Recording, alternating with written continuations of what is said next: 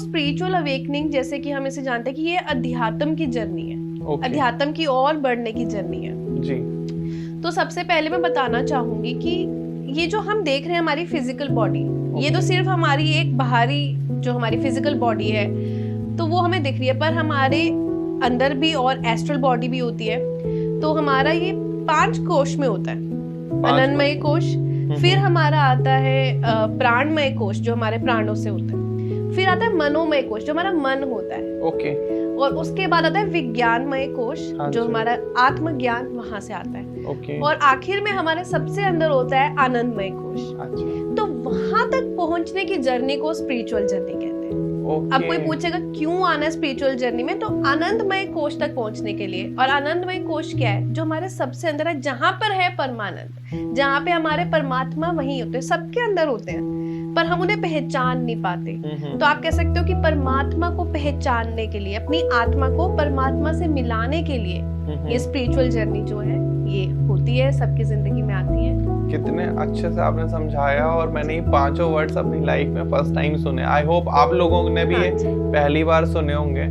तो मैम जो मैं तो याद भी नहीं कर पाया, आपने इतनी जल्दी बता दिए। अच्छा। हाँ, तो इनको हम कैसे एक्टिवेट करें, एक्टिव कैसे होते हैं? हाँ, हम क्या करते हैं एक्चुअली, हम लोग अपनी बिल्कुल, मैंने जैसे बोला कि हम आउटर बॉडी से ही अपना ऑपरेट करते हैं। हम अपनी आम जिंदगी जो होती है, बाहरी जो हमें दिख रहा है उसी के ऊपर ही हमारी निर्धारित होती है, जो हमें बाहर से समझ में आ रहा है, अनन्नमय कोश। फिर आ जाता है ना जो प्राणमय कोश, यानी कि जब हम सांसों को समझने लगते हैं अपनी, है ना, तो इस तरह से हम जब अपने सांसों को समझने लगते हैं, उसके बाद हम धीरे धीरे अपने पहुंचते हैं मनोमय कोश तक। अच्छा। तो जो मनोमय कोश है वो होता है हमारा मन। जैसे कई बार हम कहते हैं कि मेरा मन कर रहा है, मेरे मन में आ रहा है, तो मन क्या होता है? मन हमारा तीसरा लेवल का होता है, जहाँ पे हम कहते हैं ना मन में आ रहा है। मेरे मन कर रहा है मैं ये कर लूं, आज मेरा मन कर रहा है मैं ये खा लूं, हाँ जी, मेरा मन कर रहा है मैं ये पढ़ लूं या ये पहनूं या वहां जाऊं। तो मन की सुनना, मन तक पहुंचना, जो इंसान मन तक पहुंच जाता है वो यानी मनोमय कोश तक अपने जाने की क्षमता रखता है, अपने मनोमय कोश तक जाने की क्षमता रखता है, उसे सुनने की क्षमता रखता है। फिर आता है हमारा विज्ञानमय कोश जो कि हमारा ज्ञान होता है। अच्छा। अब मन तो एक होता है कि मन वो तो कुछ भी करने को कह सकता है, कुछ भी हमारा हो सकता है, पर हमारा जो आत्मज्ञान होता है वही फिर हमें सही और गलत, धर्म और अधर्म बता सकता है।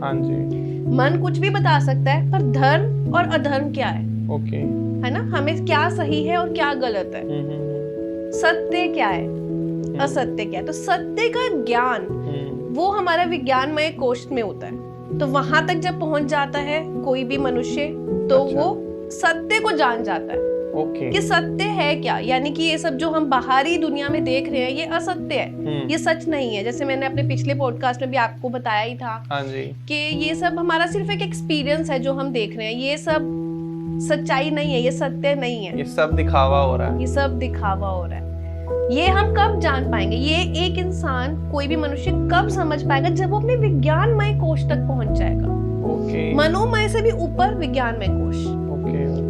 यानी जब उसे इस बात का आत्मज्ञान हो जाएगा कि मैं क्या हूँ, मैं एक आत्मा हूँ और सभी एक आत्मा है, इसका ज्ञान हो जाना, ये ज्ञान हो जाना कि हम आत्मा है और ये सिर्फ एक शरीर है और ये जो बाहरी दुनिया चल रही है ये कुछ भी सत्य नहीं है, सत्य मेरे अंदर है, विज्ञानमय कोश। और जब आप उस सत्य को पहचान लोगे कि वो आपके अंदर ही है, तब आप पहुंच जाओगे आनंदमय कोश में। आनंदमय कोश होता है जहाँ पे हमारे परमात्मा, परमानंद वही हमारे होते हैं आनंदमय कोश में।